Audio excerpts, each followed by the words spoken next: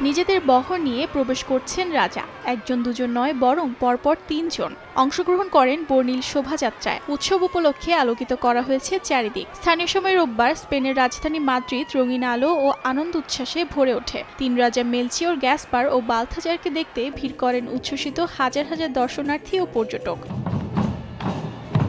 চমৎকার কিছু কাল্পনিক অবয়বের দেখা মেলে বাৎসরিক প্যারেডটিতে। উৎসবটি দেখতে আসা বাসিন্দাদের ভেতর সবচেয়ে উচ্ছ্বসিত দেখা যায় শিশুদেরকে। ৩ রাজা প্যারেডে অংশগ্রহণ করার পাশাপাশি শিশুদের মাঝে মিষ্টি বিতরণ করেন, যা পরিবেশকে আরও আনন্দদায়ক করে তোলে। ঐতিহ্যবাহী কিছু নৃত্য পরিবেশনও করতে দেখা যায় শোভাযাত্রায় অংশগ্রহণকারীদের। বিশেষ এই উৎসবটিতে বাইবেলের গল্পকে তুলে ধরা হয়। মাদ্রিদে শোভাযাত্রাটি ৩ কিলোমিটার পথ ধরে চলে বলে জানায় আয়োজকরা। লাতিন আমেরিকাতেও এই প্রথাটি পালন করা হয়। অর্জিতা শাহজিন, সময় সংবাদ।